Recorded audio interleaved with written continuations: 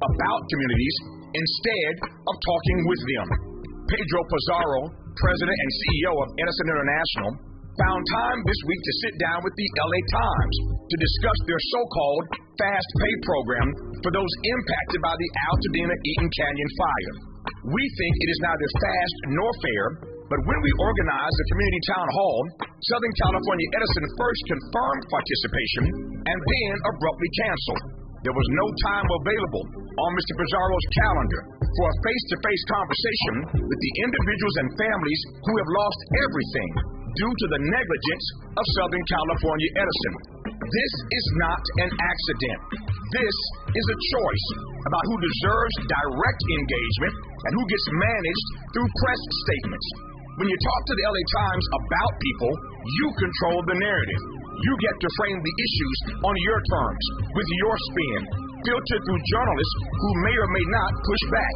But when you show up to a town hall, you face real questions from real people experiencing real problems. There's no PR buffer. There's real accountability. This pattern of being available to corporate media but unavailable for community dialogue sends a clear message about whose voices matter and whose don't. It's the kind of disrespect that hides behind busy schedules and prior commitments, but the community sees right through it. If these issues are important enough to discuss with the LA Times, they're important enough to discuss directly with the people living them. Anything less isn't just disrespectful, it's a fundamental failure of leadership and accountability. Mr. Pizarro says in the LA Times interview, I need to go to the supermarket in Pasadena or Altadena and be able to look people in the eye. We want to do the right thing for our community. You had a chance to look folk in the eye at our town hall meeting last week, but you didn't show up. And then we invited you for a one-on-one conversation here at the station, but you have yet to confirm. Please, stop with the gaslighting. With the KBLA Talk 1580 editorial, I'm Tavis Smiley, and as always, we welcome your feedback.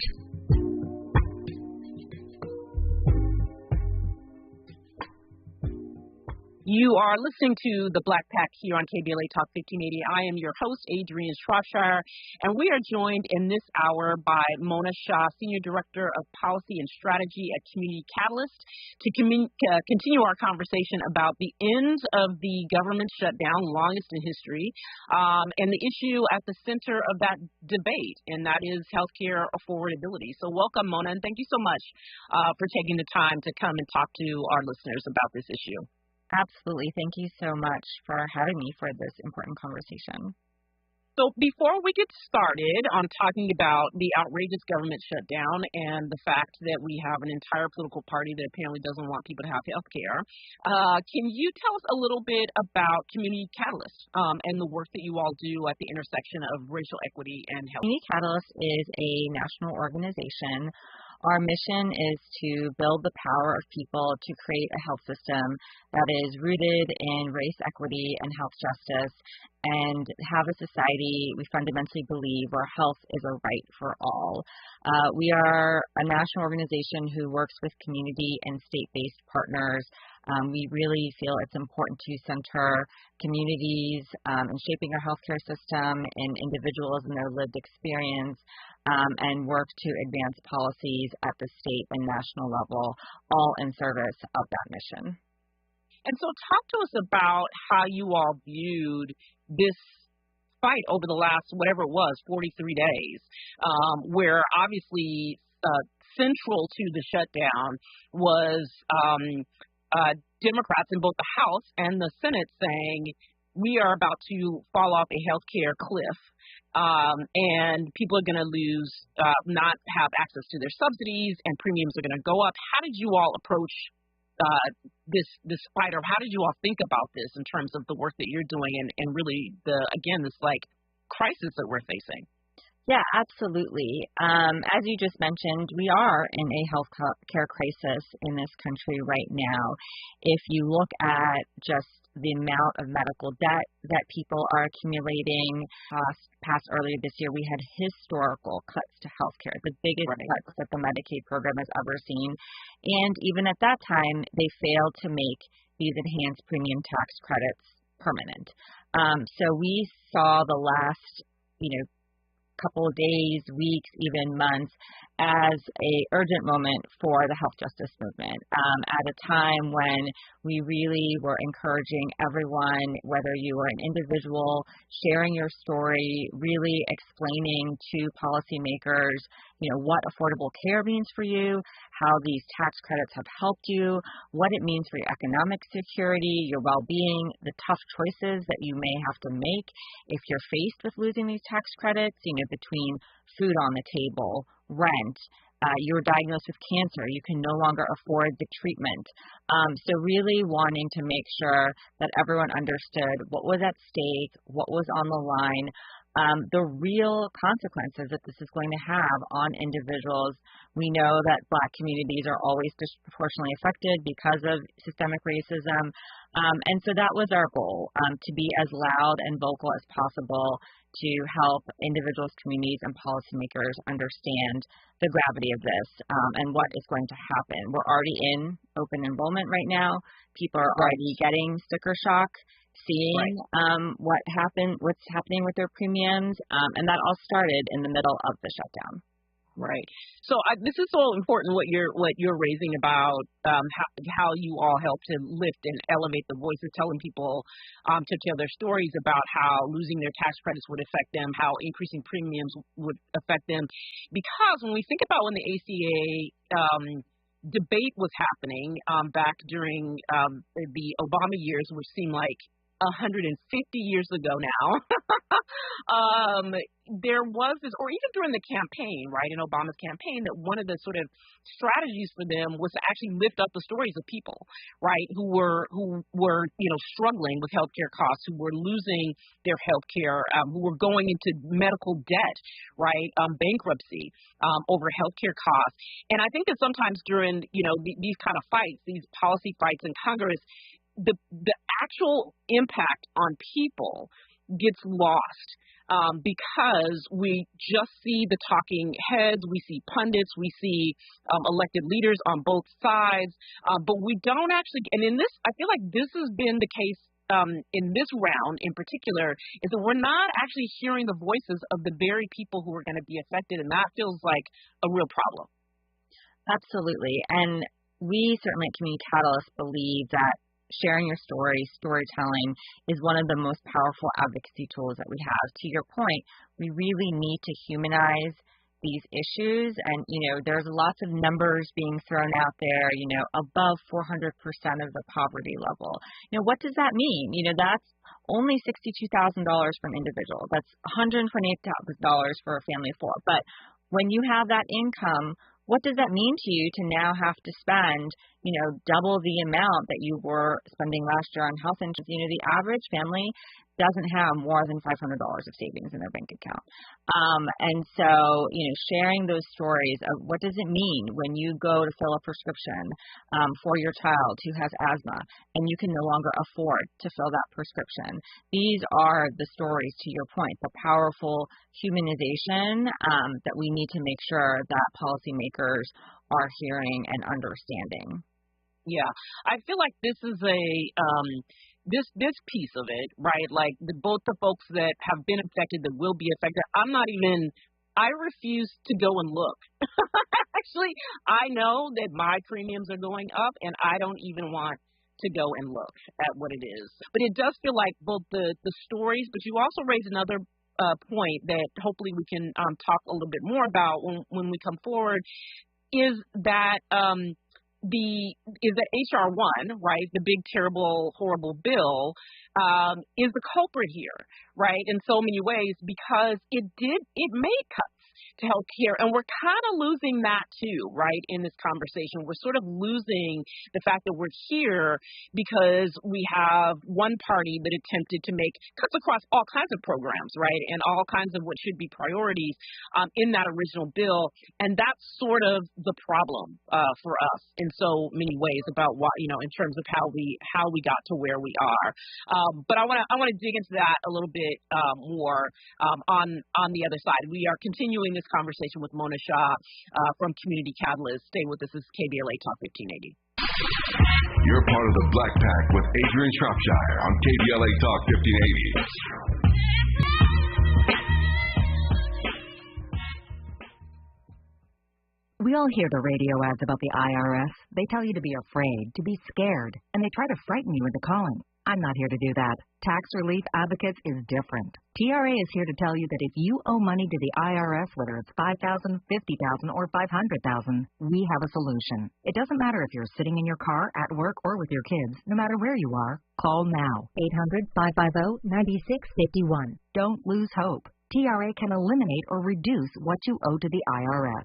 Generous programs are now available that can give you a fresh start. Our passion is taxes and helping individuals fix their IRS problems. We have over 1,000 five-star reviews on Google and an A+ with the Better Business Bureau. You don't need to be afraid of the IRS any longer. End your tax nightmare today by visiting us online at TRA.com or call 800-550-9651. That's 800-550-9651. Tax Relief Advocates. Real solutions for real people. Let's get back to more of the Black Pack with Adrianne Shropshire right now on KBLA Talk 1580.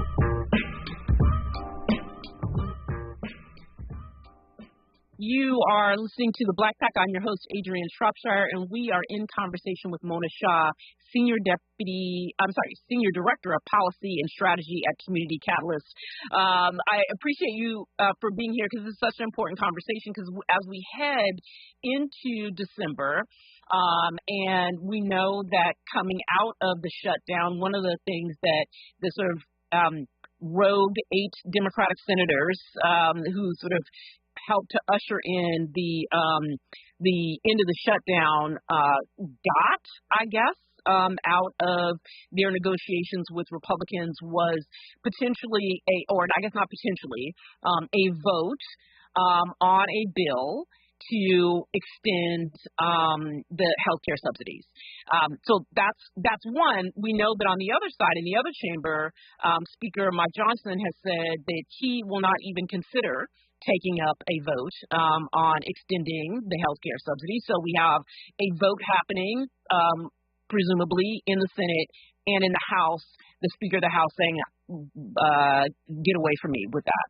So we'll see where that goes. We also know that even if the vote happens in the Senate, it is highly unlikely that Senate Republicans would actually vote for it. So there would be a vote that did not pass in the Senate that the House wouldn't have to take up anyway, right? So it's a little bit of, unfortunate gamesmanship with people's lives. To your point about these are real people who are going to be struggling. And Noah and I talked earlier about how this is also happening at a time where more than a million people have lost their jobs, whether in the private sector or because of the government shutdown and layoffs that we've been seeing since the beginning of the year. So when people lose their jobs, they lose their health care, right? And on top of that, we have this healthcare crisis that we're in. So, talk to us a little bit about these tax credits, because I think that some folks don't totally understand what those are, how meaningful they are, and what will happen if people lose them. Yeah, absolutely. So under the Affordable Care Act, it established marketplaces, and either they're run by your own state or the federal government runs them.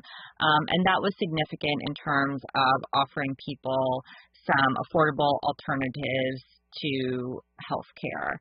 And what happened was they added something called tax credits, and those tax credits allowed certain individuals, depending on how much income they made, to apply that towards purchasing health care on these marketplaces, and so that they were much more affordable.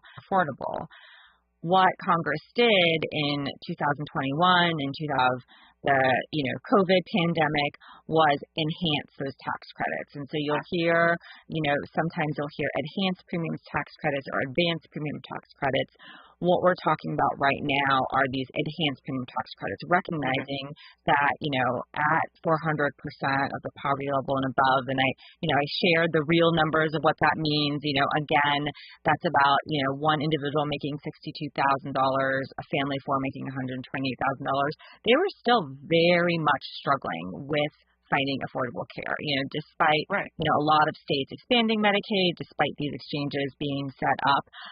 And because of these tax credits, we had record high enrollment. There were about 24 million people last year who enrolled in these marketplaces.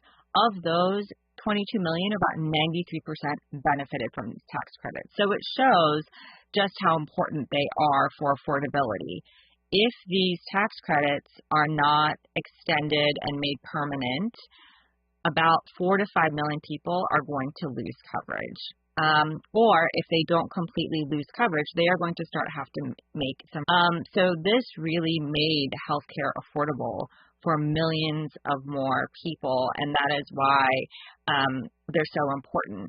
It also did certain things, and this doesn't get talked about a lot, where it actually capped the amount of your income that you could spend on healthcare.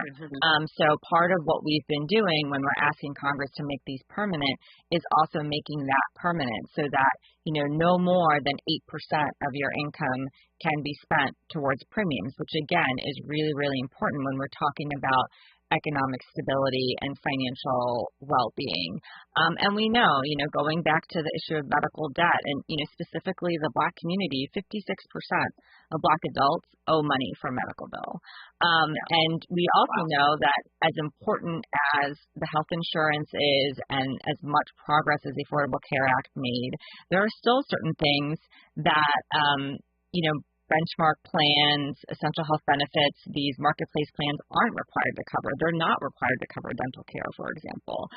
They're not required to necessarily cover doula care. And so we want to make sure that people have health insurance, and then when they have it, we want to make sure that it's as comprehensive as possible so that they're not continuing to fall into medical debt. Yeah, so one of the things that strikes me, and as always, right, when we think about the rhetoric that's out there, the information that's being pushed around, one of the things that I continue to hear from those in the Republican Congress members or people within the Trump administration saying that we can't afford these subsidies.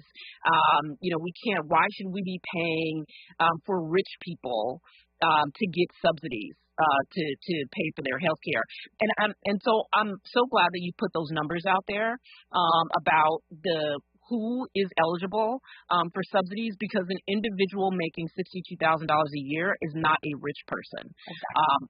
And we're just hearing more and more rhetoric like that, right? Sort of distorting what the truth is, distorting the facts around who is eligible and the potential impact on, what do you say, 4 to 5 million people, right? Either losing health care or, about to have real sticker shock. Again, I'm avoiding it, avoiding the sticker shock because I know it's there.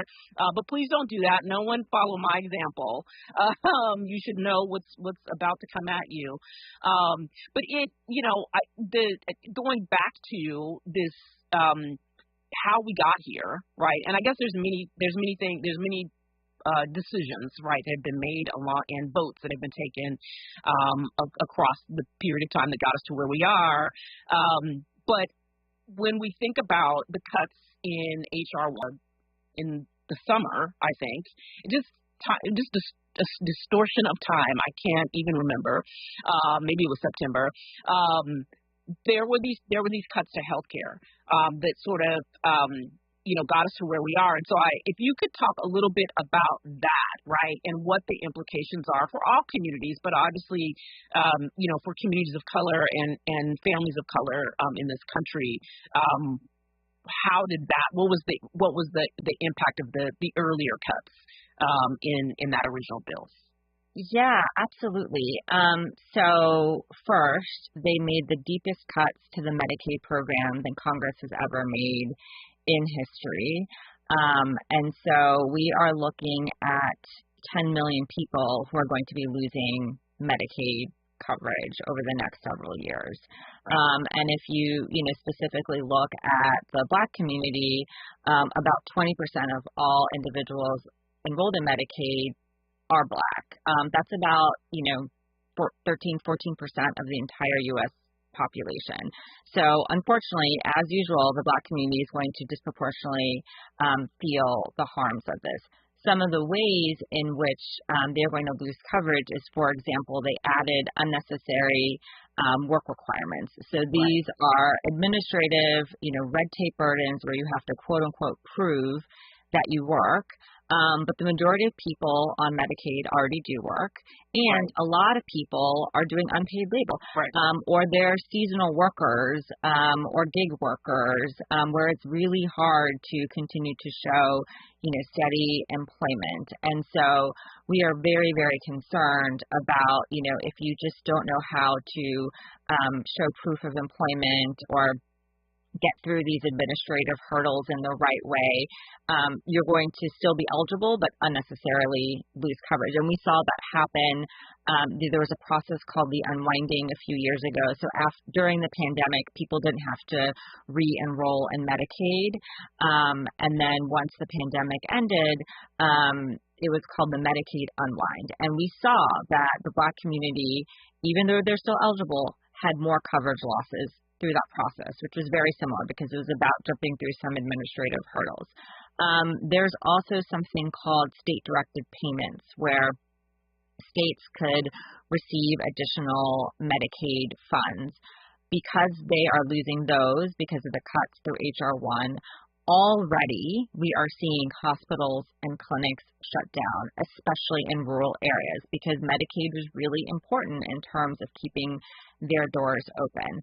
So that is something that not only impacts individuals on Medicaid, but it impacts the entire community. And not only in terms of access to health care, but also oftentimes they were the largest employer in that area because these are rural areas. And on top of that, a lot of times when hospitals are trying to keep their doors open, but, cut down certain pieces, the maternity and labor and delivery units are the first to get cut. And so when you talk about, again, already there is a Black maternal health crisis, and now in rural areas, they're going to lose access to some of this care. That is deeply concerning. So you've got individuals losing their coverage, you've got unnecessary administrative burdens, and you've got entire hospitals shutting down. They also did make changes to even making it harder to enroll in marketplace plans. So, we spend a lot of time talking about the affordability and these premium tax credits, but they shortened special enrollment periods, eligibility provisions for legally present immigrants. So that doesn't get as much attention, but, they did a lot of harm to Medicaid as well as marketplace, and the fact that they had the opportunity to make these enhanced premium tax credits permanent, and they also chose not to do that. Instead, they gave billions and billions of dollars in tax breaks to corporations. That is deeply devastating in terms of what is going to happen to our healthcare system. And it's already happening, and unfortunately, it's just going to continue to get worse. Yeah. So I want to make sure that our listeners are informed about what they might hear as this debate unfolds over the next several weeks. And obviously it won't just be, to the vote, right? Like we will continue because it's going to be a crisis for a minute. But let's talk a little bit about the proposals that are out there, right? We hear and this idea that there should be, income caps on tax credits.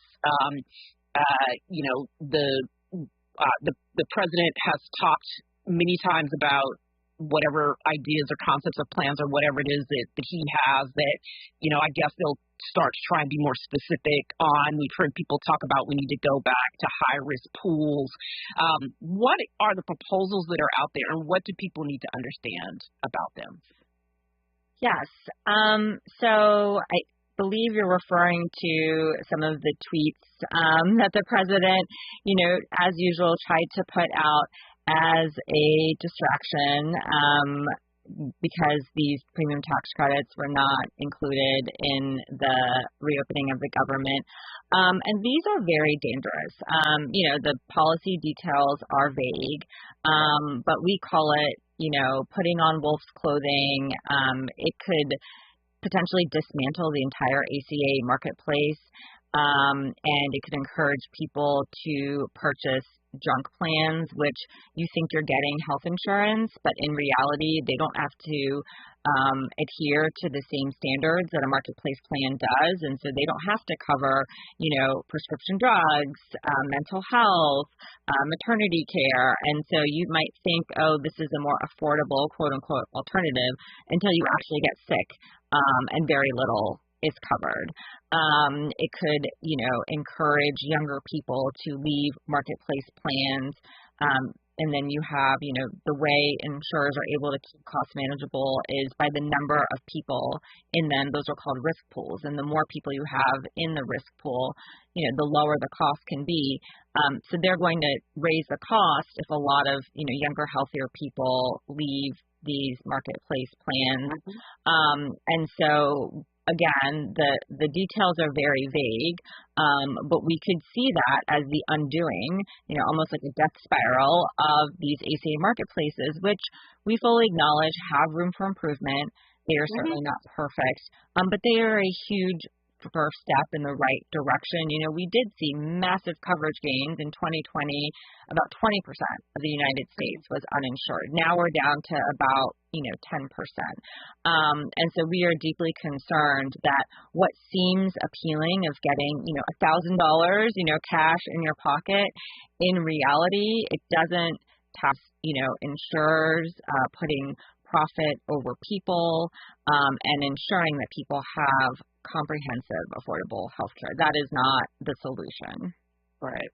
Well, I gave them too much weight. I called them proposals, but you're right. They're just posts on social media, so they're not actually proposals. But it's important for folks to stay informed, and so I really appreciate this conversation and you helping folks to just get clear, right, on where we are, what the crisis is, as well as what we can expect in this debate coming forward. So thank you, Mona Shah, Senior Director of Policy and Strategy at Community Catalyst. When we come forward, we're going to be joined by Jennifer Knox, National Director of Organizing and Tech Innovation at the Working Families Party. Stay with us. More of the Black Pack with Adrianne Shropshire on KBLA Talk 1580 when we come forward.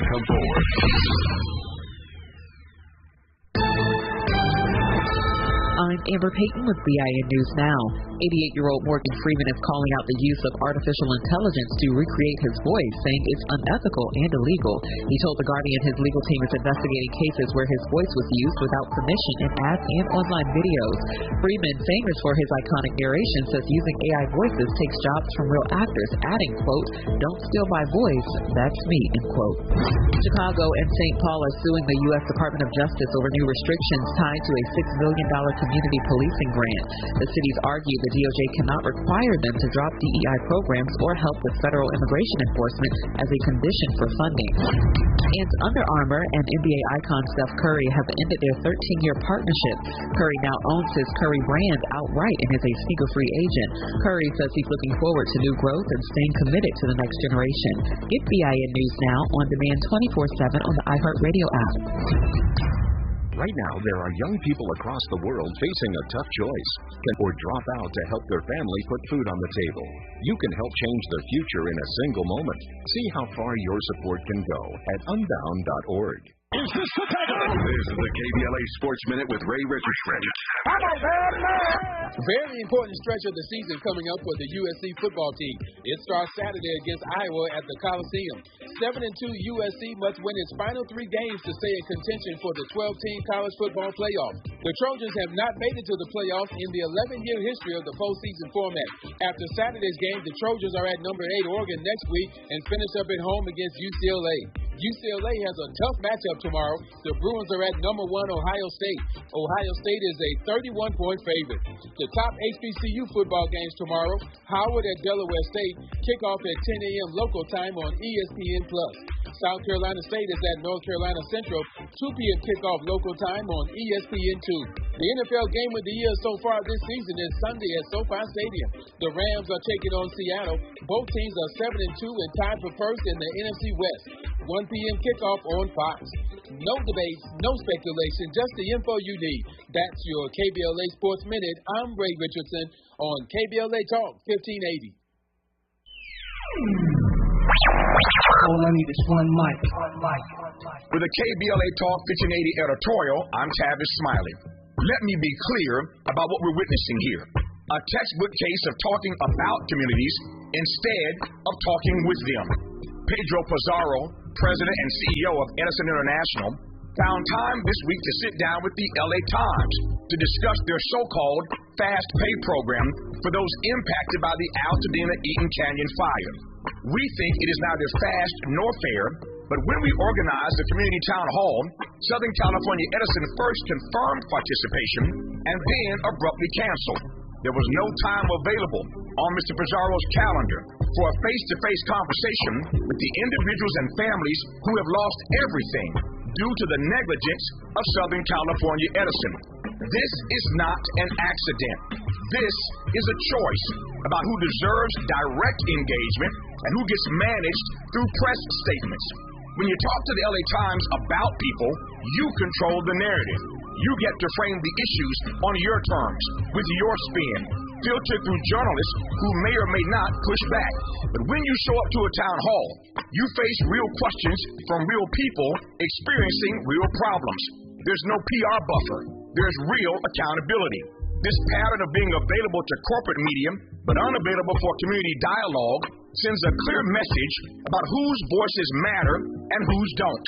It's the kind of disrespect that hides behind busy schedules and prior commitments, but the community sees right through it.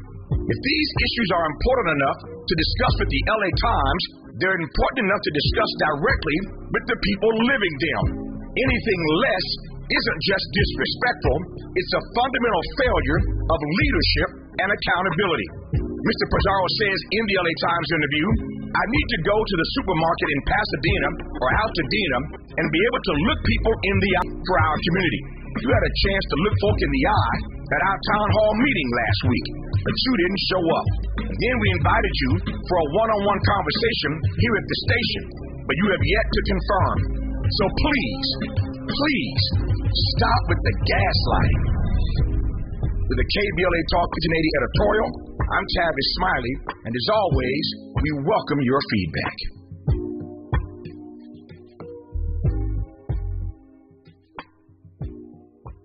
KBLA Talk 1580. We've got a lot to talk about. KBLA Talk 1580 reminds you, when we fight, we win. The Youth Justice Coalition is challenging America's addiction to incarceration and discrimination. YJC works to dismantle policies leading to mass incarceration, law enforcement violence, and the school-to-prison pipeline. Their approach, transformative justice, community intervention, free LA high school, legal defense, and system monitoring. YJC promotes safety without relying on prisons. Their goal, prevent system contact and help people exit the system through direct action, advocacy, and education. Want to get involved or need help? Call 323-235-4243. That's 323-235-4243. Join YJC in creating change. When we fight, we win. KBLA Talk 1580, your voice for justice. This is a community call to action from KBLA Talk 1580. You're inside the Black Pack with Adrianne Shropshire on KBLA Talk 1580. You are Liz Shire, and we are continuing the conversation from last week about we saw big victories across the country, and we got a chance to talk about Zohran Mamdani's win in New York, both with Cornell Belcher and also with Lumumba Bandeli about the misinformation and disinformation targeting black voters across the city as well. And so I wanted to talk about some of those. And so we're lucky to have Jennifer Knox, the National Director of Organizing and Tech Innovation from the Working Families Party, because the Working Families Party last week saw some pretty significant victories in general, but also some big victories for Black candidates in the state of New York. So, Jennifer, welcome back. And thank you so much for joining to talk about the work of the party, of the Working Families Party, in general, but also specifically about those wins from last week. So talk about that. What was the cycle like for you all, and what stood out for you in terms of the wins that you all had? Absolutely. Well, thank y'all for having me again. I really appreciate being here. And you're right. Yeah, last Tuesday was a big night for WFP. Obviously, New York is, where WFP was founded. So, man, seeing Mamdani defeat $40 million in PAC money spent against him was just, the kinds of things that fill the hearts, standing win. And one of the things that I think we're really proud is that Mamdani actually won more votes on the WFP line than the number of Republicans that voted on that line. And so let's talk about that for a second, because New York has something that most states do not have, and that is fusion voting. And so the WFP has a ballot line where voters can vote for their candidate of choice if they're on that ballot line. And if that candidate is on another ballot line, those votes get combined, right, for their total vote. But what does fusion voting mean, and why is that important? Yeah, you're explaining it exactly right. The way I try to think about it is like the word fuse. It's almost like adding two things together if you choose. And so in many places, you can be a third party, but you can't endorse the same candidate. So that means sometimes if you're in a swing state and the Democrats are going against the Republicans and there's not a big difference in votes, a third party can cause a spoiler effect.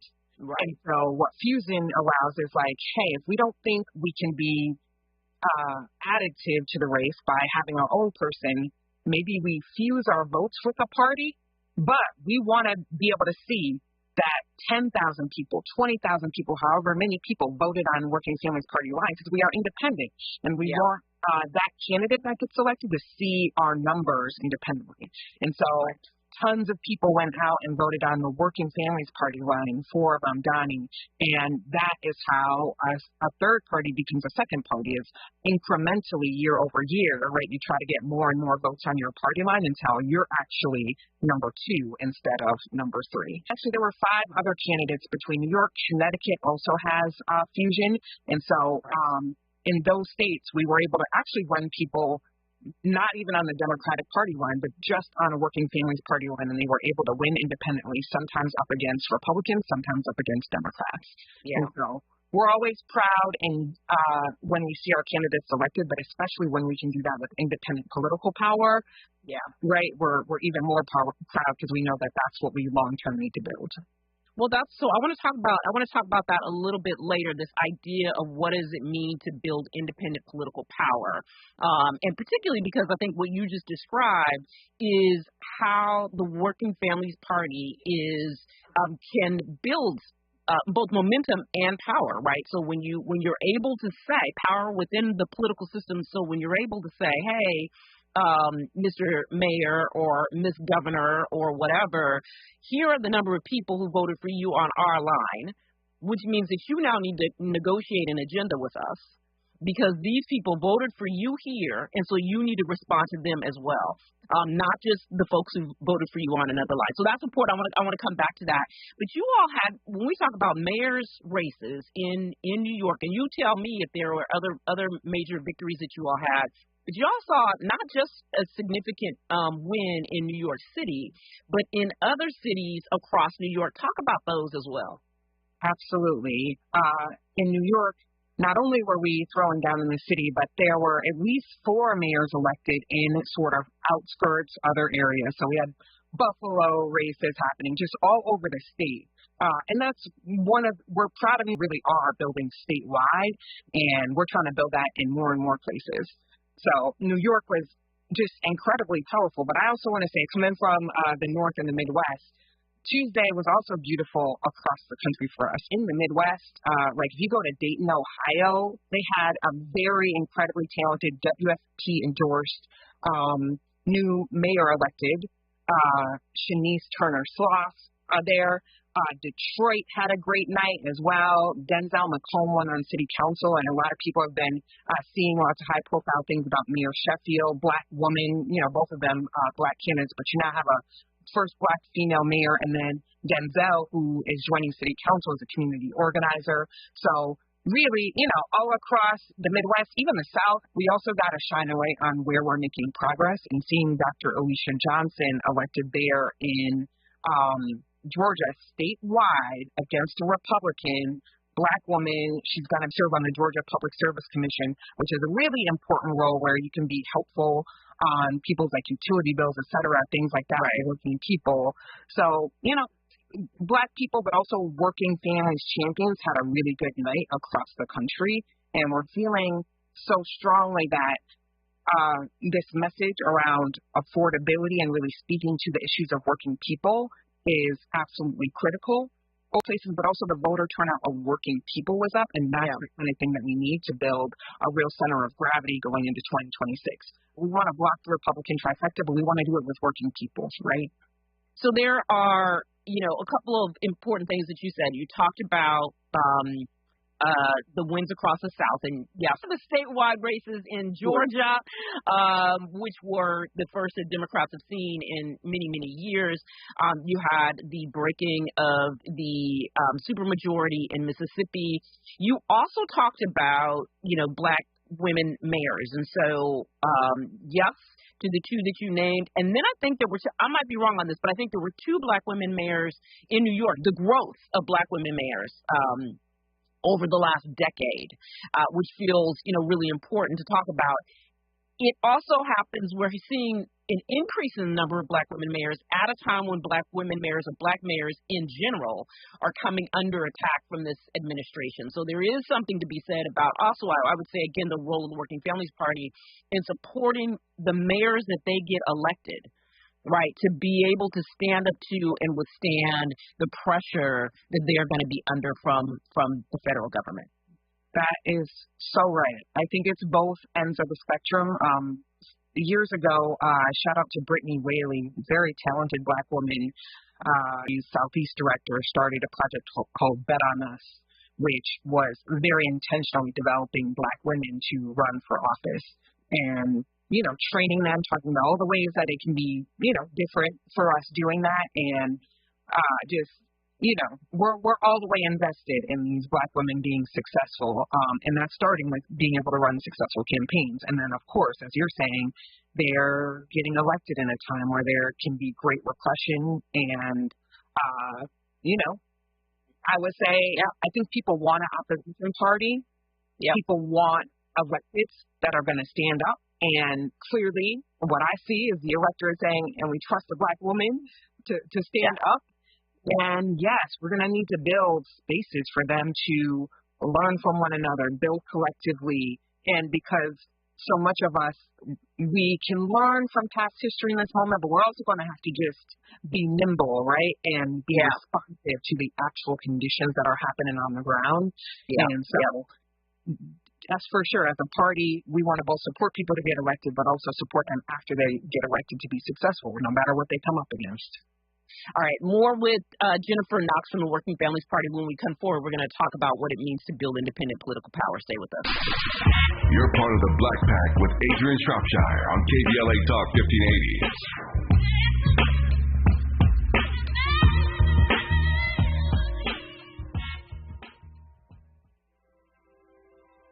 The holidays can be a time of increased stress for those struggling with opioid or stimulant addiction.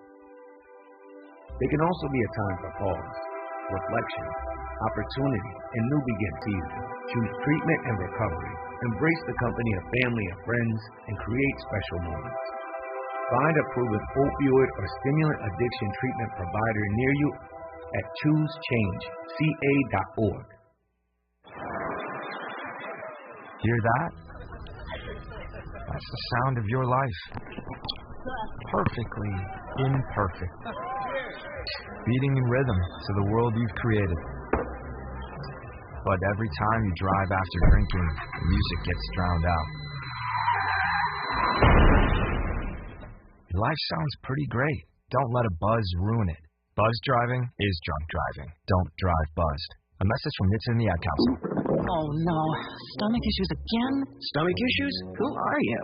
Your pancreas. I could be the real reason for your diarrhea, gas, bloating, stomach pain, or loose oily stools. I thought it was my stomach. People often do, but any of these symptoms could mean having a condition called exocrine pancreatic insufficiency, or EPI. With EPI, the pancreas doesn't release enough enzymes to break down food, but EPI is manageable. Use the symptom checker on identifyepi.com and speak with your doctor. That's identifyepi.com. Sponsored by AbbVie.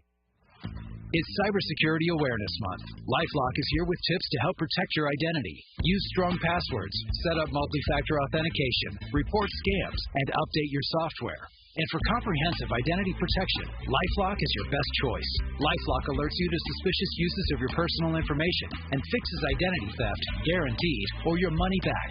Start your protection today with a 30-day free trial at LifeLock.com. Use promo code NEWS. Terms apply. Let's get back to more of the Black Pack with Adrianne Shropshire right now.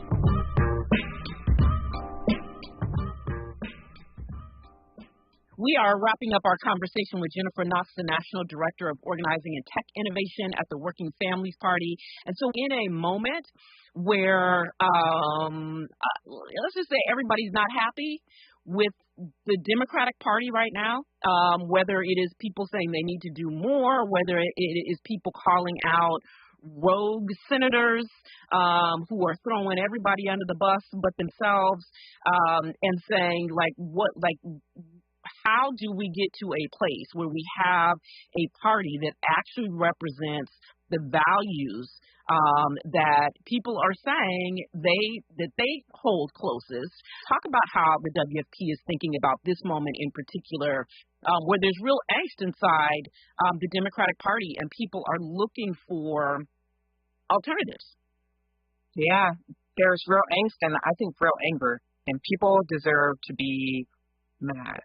I think folks are pissed, rightfully, that the Democrats came out of the election with a real mandate, really a rebuke of Trump and his policies, and they failed to convert that into basic things like extending ACA healthcare credits. You know, people are seeing their healthcare costs skyrocket.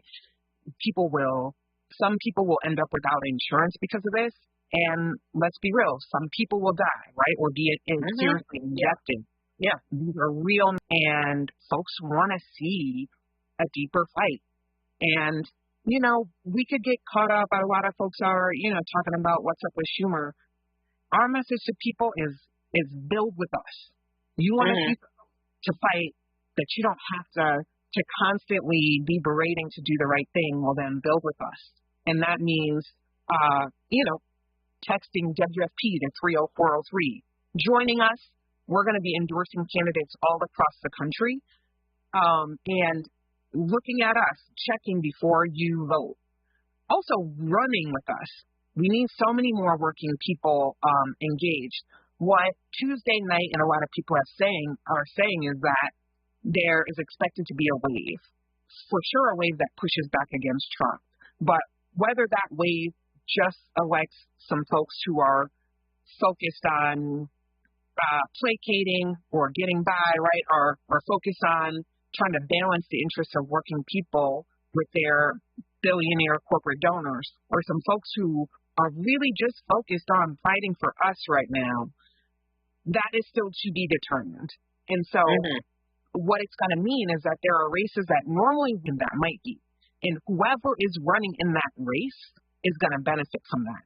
And we want more of those to be folks that are working class like us, that have come through our pipeline, right, share our values and are part of a strategy that understands that we have to build power from the ground up. We have to wield power, especially at the state level, to push back against Trump, but also to just deliver for working families who are really suffering.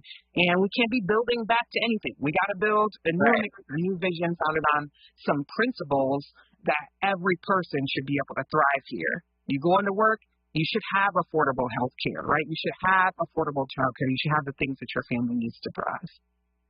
Yeah, and so that is the sort of this idea that a political party should align with our priorities, right, and our values, and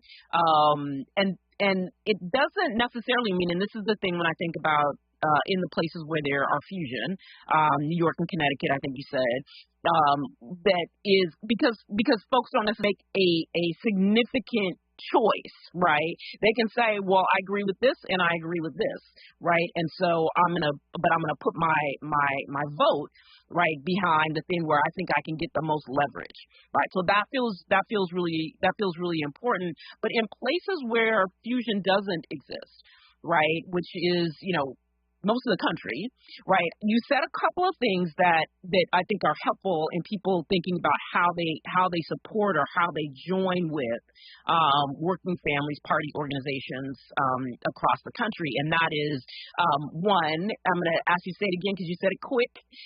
You said text WFP at something. In order to be able to join, right, to get connected, right? So say that one more time. Yeah, for sure. If you want to learn more about the candidates that are running with WFP, whether that's on our ballot line or on a Democratic line, but endorsed by us, you can text WFP to 30403. Last number rhymes with the so that's important because when we think about heading into 2026 and all of the races that are going to be happening and all of the candidates that are going to be running in those races, it's always helpful for people to have be able to look to folks who have thought through, right, who have interviewed, right, have talked to candidates about what their priorities are going to be, and give some recommendation, right? And so I think as we head into next year, it'll be important for folks to evaluate what the various candidates out there are saying, and the WFP is a place that will have vetted candidates. To see whether or not they're aligned with the priorities for the party and with the folks who support the party. I think that's what you're saying. So people can look to that to say, okay, well, this is a candidate who I think is going to be aligned with me, or at least to use that information to inform what they choose to do. Exactly. And what I will say is next year there will be dozens and dozens of elections, right? We're often, think that you got a big November day, but there are dozens of them. And it's starting as early as February and March, there are primary elections. So you asked about, what happens if I don't have fusion? Well, when we don't have fusion in a state, one of our strategies is to endorse somebody that we think is a working families champion and try to have an election on the Democratic Party line. Now, I'll also say there are times and circumstances where we can run head-to-head with a Democrat as a third party and win and be successful, but we find that when we're getting into these congressional races at the top of the ballot, that's where you really need to build that incrementally over time. And so we will use the Democratic Party line strategically if we need to. And so look for our endorsements in those primaries. We want to make sure real champions for people who are going to stand up and fight for our folks, fight for their basic needs, and also fight for their political respect and independence from Trump. We need those people elected through the primary. Right. The other thing that you said is run for office, which is, I think most people don't see themselves as someone who would run for office, and they see people that are in elected office and they think, oh, that's beyond my reach, right? And they don't really see where those folks started from, right? And so the example for me is always New York State Attorney General Tish James, right, who came out of Brooklyn, was a true Working Families Party candidate, right, got elected to be the city advocate and sort of made her way up. But she didn't start out as the amazing star, right, that we see now as New York State Attorney General. She started out as someone in Brooklyn who cared about her community and ran for office. So talk about how people get over that hump and seeing themselves as people who actually can be political leadership in their community. Yeah. When I was a teenager, my dad chose to run for coach in our community in Madison, Wisconsin. And so at 19, I was a treasurer on his campaign. And that's how we say, hey, working families, often these campaigns are you and your family. Right. Who is making it happen. But He was a black man, y'all, without a bachelor's degree in a college town, and I think very often people are thinking you need to be degreed up in a certain way. Maybe you got to have perfect teeth, perfect look, right? But that's not it at all. It's about having the trust and respect of your community. I've been watching a lot as kind of the No King stuff happens, where some folks are like, that's not my calling right now. Maybe I'm going to do something local in my community. It's like, okay, if you don't find that being on that particular protest line is for you right now, one thing you can do if you really want to serve your community, because these positions are a lot of work, is consider running. It means going to these meetings, right? Scrubbing these budgets, figuring out ways that we can move our money out of things that are not supportive of our community. We can be moving our local money out of supporting Amazon, out of private prison contracts, all sorts of things, right, that benefit us. Out of not having Palantir do cameras across our communities, right? All these things that this Trump administration could potentially use against us. But we got to go to those meetings, scrub those budgets, spend the late nights doing that. So, yes, if you have all sorts of trainings, that same number, you can text RUN to 30403, and it'll help you get information for that. But just check us out, right? Because there's a lot of information, whether you want to run for something, whether you want to support the right kinds of candidates. There's a role for everybody in this moment, but we absolutely need some of our people to step up into those roles. And when we see them, we need to support them as well. That's right. I think a lot of times we think that, like, whoever is in office we don't trust, but when I see a Kendra Brooks, like our Philadelphia City Council person in office, mother of 5, right, who came up organizing around housing after losing her home, I have faith in Kendra to deliver for our people. And I will organize alongside her, not just be in struggle with her. I want to thank you for joining and providing information on not just the party, but the work that the party's doing across the country. So Jennifer Knox, Working Families Party, thank you for joining. And also thank you all for once again joining us on the Black Pack. We'll be back next Friday, 4 to 6 p.m. right here on KBLA Talk 1580. Enjoy your weekend. KBLA 1580 Santa Monica. I'm Amber Payton with BIN News Now. 88-year-old Morgan